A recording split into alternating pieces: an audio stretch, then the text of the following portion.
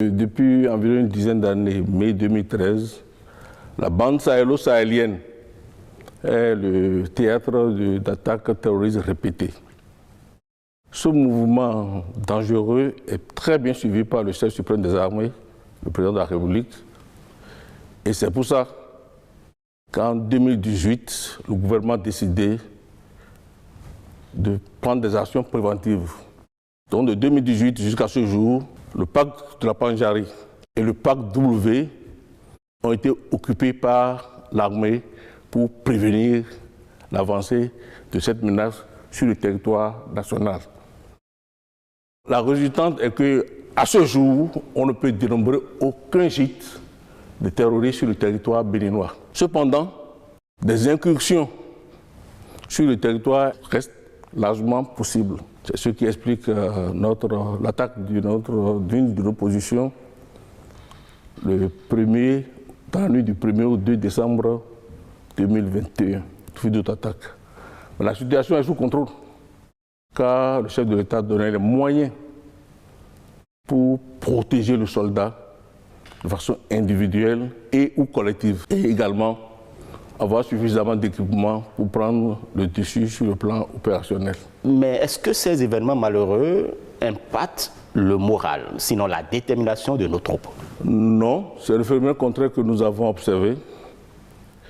Et quand nous faisons les cérémonies d'hommage, vous regardez, vous voyez, et une petite enquête a montré que c'est le phénomène contraire que nous observons. Ces soldats sont animés de la rage, d'une détermination de venger leurs frères d'armes tombés sous leurs yeux.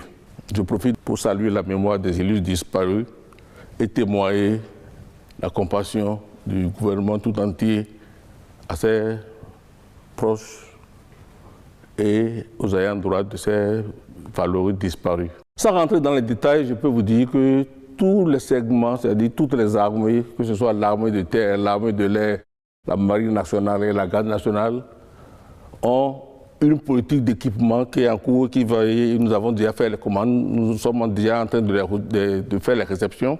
L'armée de terre verra l'artillerie renforcée et également la cavalerie. Ce sont les deux secteurs de l'armée de terre qui seront bien renforcés. En plus de cela, la troisième dimension sera activée et pleinement opérationnelle pour apporter un appui feu aux forces terrestres et également du renseignement. Sur le plan de la marine, il faut noter que des efforts importants ont été faits. C'est la première fois dans l'histoire de la marine que nous recevons un patrouilleur de haute-mer.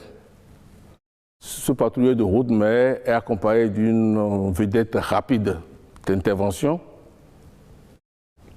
Il y a de cela 8 mois, nous avons reçu 32 embarcations lagunaires et fluviales. Donc, c'est des équipements qui font que l'armée va passer d'un taux de réalisation matérielle qui était de 17% en 2016 à l'avènement du présent régime à 51% en 2020. Et dès que nous aurons réceptionné tous les matériels en commande, nous passerons au-delà de 75%.